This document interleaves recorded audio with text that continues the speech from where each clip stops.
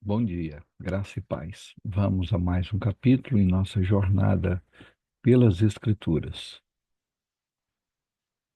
A nossa leitura no dia de hoje encontra-se no segundo livro das Crônicas, capítulo de número 12, que diz assim: Tendo Roboão confirmado o reino e havendo se fortalecido, abandonou a lei do Senhor e todo Israel fez o mesmo. Sisaque, rei do Egito, atacou Jerusalém no quinto ano do reinado de Roboão. Isso aconteceu porque tinham transgredido contra o Senhor. O rei do Egito atacou a cidade com 1.200 carros de guerra e 60.000 cavaleiros. Era inumerável a gente que vinha com ele do Egito, a saber, um exército de líbios, suquitas e etíopes. Sisaque tomou as cidades fortificadas que pertenciam a Judá e veio a Jerusalém. Então o profeta Semaías foi falar com Roboão e com os príncipes de Judá, que por causa de Sisaque se haviam ajuntado em Jerusalém, lhes disse: Assim diz o Senhor. Vocês me abandonaram e por isso eu os abandonei, entregando-os nas mãos de Sisaque. Então os príncipes de Israel e o rei se humilharam e disseram: O Senhor é justo.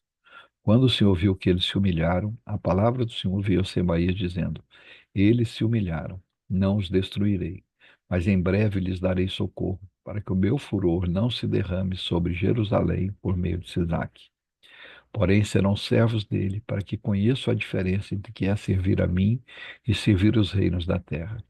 Então Sisaque, rei do Egito, atacou Jerusalém e levou embora os tesouros da casa do Senhor e os tesouros do palácio real.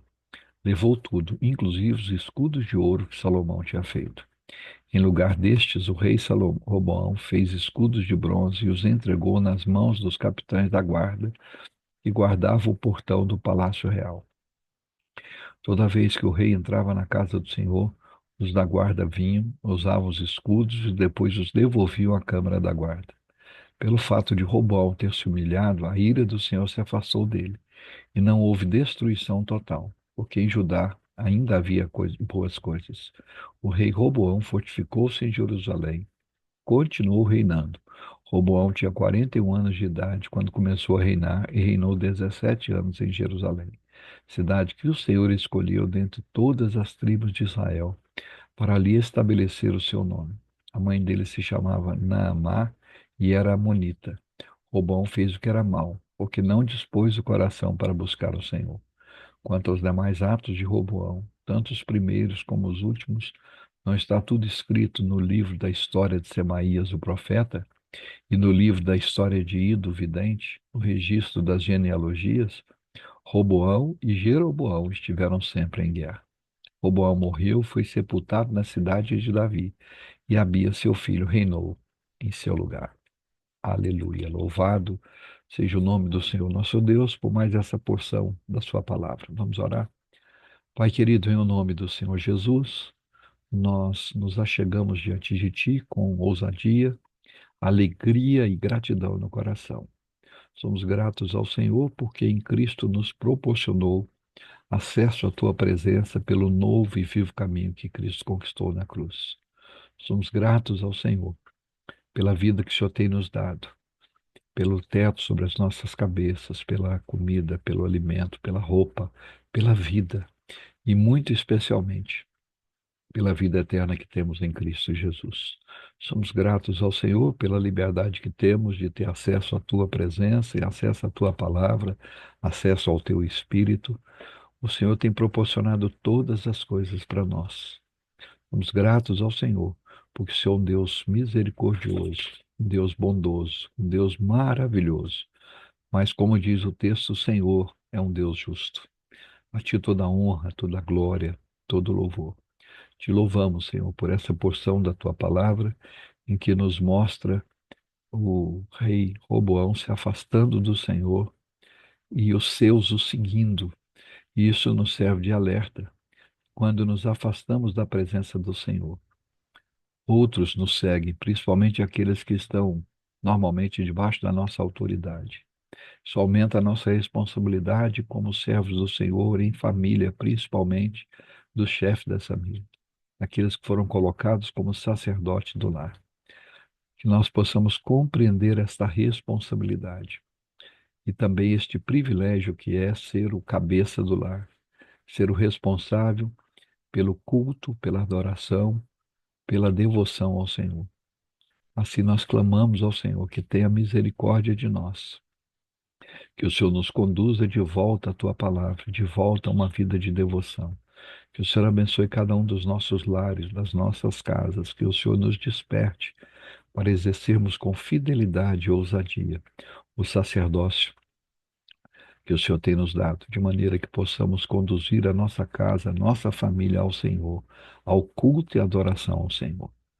Pai, em nome de Jesus, que haja salvação no nosso meio, que haja santificação em nossas vidas, que haja devoção diária em nossas vidas, que possamos nos voltar para o Senhor e para a Sua palavra, e nela meditar dia e noite. Clamamos ao Senhor pelos enfermos, para aqueles que estão se recuperando de cirurgia, que carecem do cuidado e da atenção do Senhor, aqueles que estão aguardando novas cirurgias, que o Senhor esteja providenciando todas as coisas e no devido tempo liberando esses procedimentos e que o Senhor vá adiante deles. Abençoe toda a equipe médica, equipe de enfermagem. Abençoe aqueles que estão enfermos, que estão em tratamento de longo tempo, pessoas que estão enfrentando câncer, a chikungunya, a dengue, a influenza, pessoas que estão enfrentando o lúpus, o vitiligo, a esclerose múltipla, problemas cardíacos, problemas de pressão alta, pressão baixa, problemas respiratórios, diabetes, AIDS, câncer, todo tipo de câncer.